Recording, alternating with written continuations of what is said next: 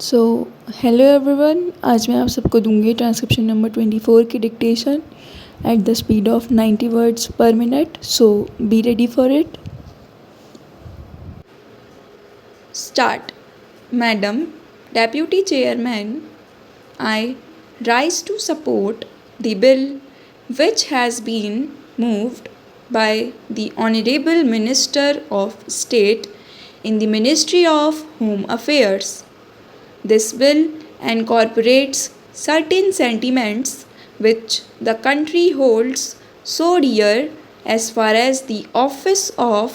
President is concerned, and also incorporates the faith of the people in themselves that when they will elect a president, the person who would have not only the love and affection of the people but would be, as the Honorable Minister pointed out, a dedicated politician whose whole life is dedicated to the service of the nation before he became the president, during his occupation of the office of president, and even after he retired from that office. It is this confidence of the people in themselves and the high love and affection which they hold for this office which have resulted in this particular bill being considered by the House at the present moment. The Honorable Minister has pointed out that the President, who has just retired, has fulfilled all the requirements which are the basis of this particular measure, and the measure which was passed in 1951. I wish that he had mentioned the last Governor General also, to whom both the measures apply.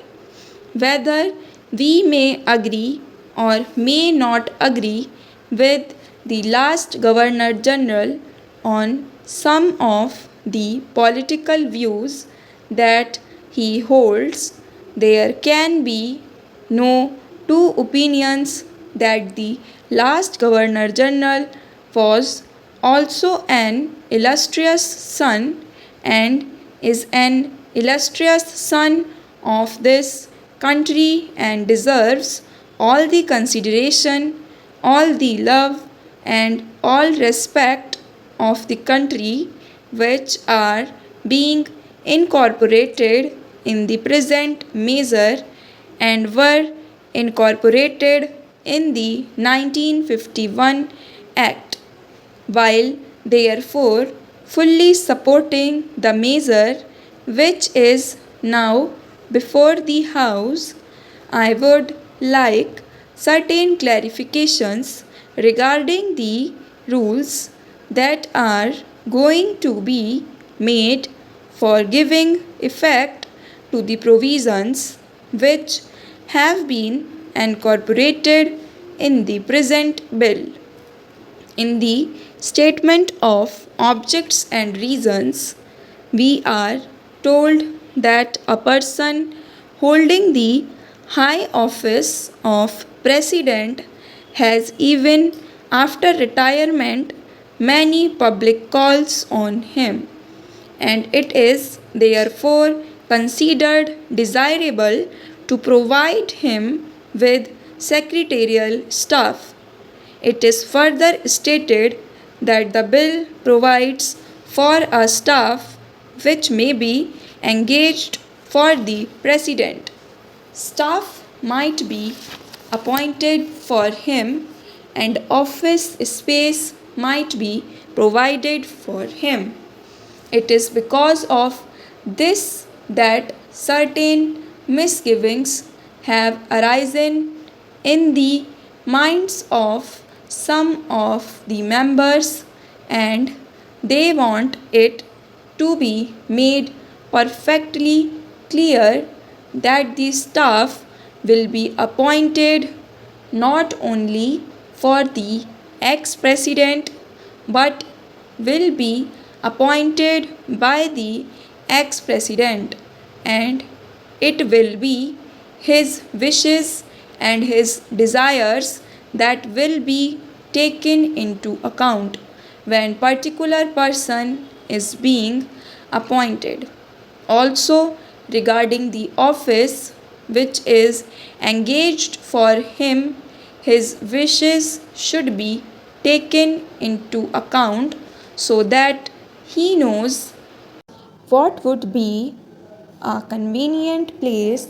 for him and he may to get that place. Another reason for insisting on what I consider to be an important detail is that if the government appoints the staff for the ex president, then automatically they become government servant because they have been appointed by the government. It may be that in the rules a clarification might be attempted whereby they may be exempted from some of the service conduct rules which are applicable to normal government servants, but even there it will be much better that this should not be left in any doubt and that these persons that are appointed to assist the ex president in his secretarial task are appointed by the ex president himself. They would be the staff of the ex president and would not be appointed by the government for the ex president and would not be government servants. This point ought to be made quite clear so that the ex president has got all the right of determining the service conditions of the people appointed by him, of course, subject to the overall limit which has been provided and, to my mind, rightly provided in the bill. Within that overall limit, perhaps it will be much better to leave the rest of the matter to the President himself so that we may also express our further confidence in the President to the effect that he would utilize with discretion and with all sense of responsibility and fair play and taking into account the interests of the public and of the public exchequer too. Another point which also needs some clarification is regarding the payment to be made for the secretarial assistants and for the secretarial staff. Normally, government rules require that whenever any such demand is made on the public exchequer or on the consolidated fund of India, a certain formality has to be gone through, and that formality of accounting has to be in a prescribed form. Stop.